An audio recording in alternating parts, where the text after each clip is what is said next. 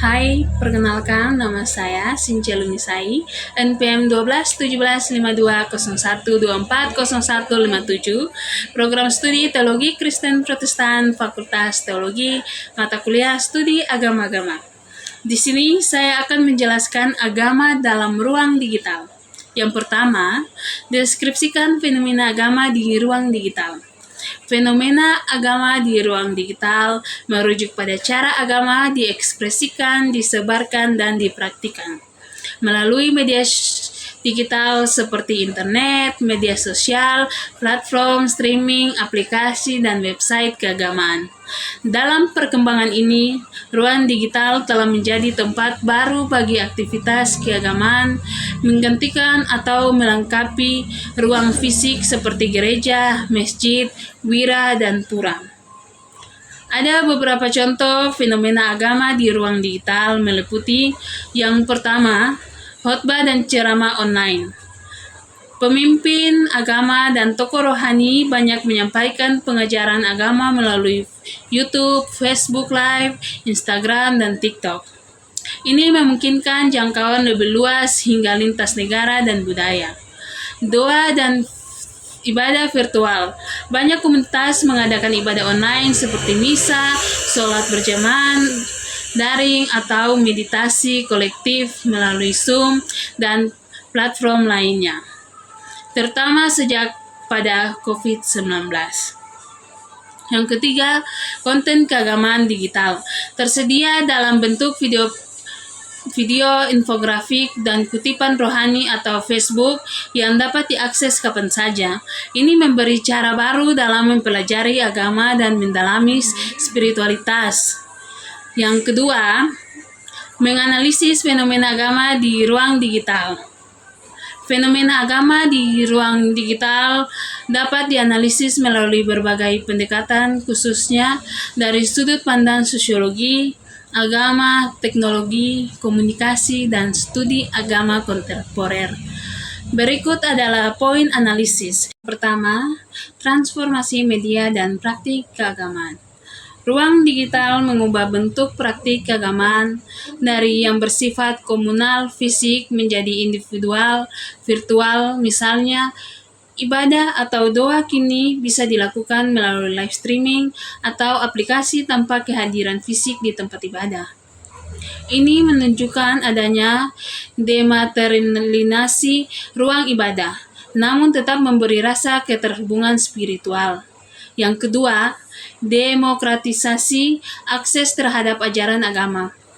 Media digital memungkinkan siapa saja untuk mengakses khotbah, tafsir kitab suci, dan diskusi teologis tanpa harus bergantung pada institusi keagamaan. Ini dapat memperkuat kemandirian spiritual, namun juga membuka risiko penyebaran ajaran sesat, hoaks keagamaan, atau interpretasi yang tidak akurat oleh pihak yang tidak kompeten.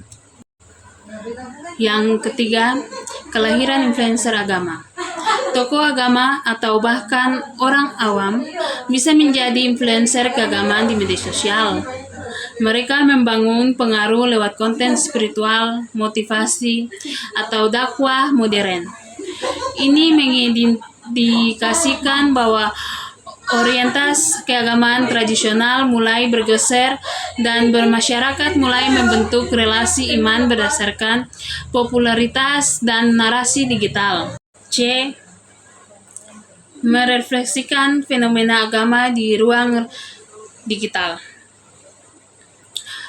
Dari perspektif studi agama, fenomena agama di ruang digital sebagaimana dijelaskan dan dianalisis sebelumnya, mengandung berbagai dinamika yang dapat direfleksikan secara kritis melalui perspektif studi agama. Studi agama sebagai pendekatan tidak hanya menyoroti doktrin, tetapi juga konteks sosial, budaya, historis, dan teknologi yang membentuk keberagaman. Berikut adalah refleksi fenomena tersebut. Yang pertama, agama sebagai fenomena sosial dan kultural yang fleksibel. Dari perspektif studi agama-agama, bukan entitas yang statis, tetapi selalu mengalami kontekstualisasi sesuai dengan perkembangan masyarakat.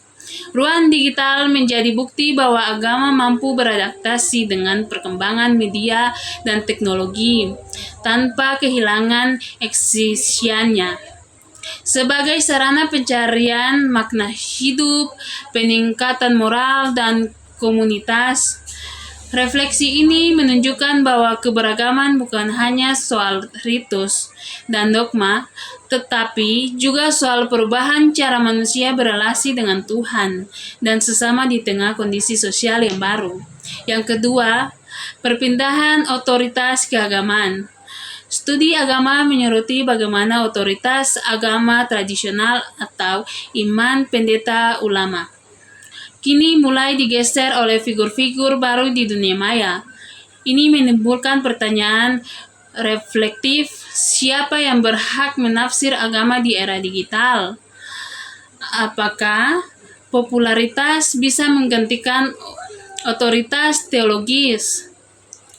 Refleksi ini mengajak kita untuk kritis terhadap sumber ajaran keagamaan digital, serta pentingnya pendidikan teologis dan literasi agama bagi masyarakat.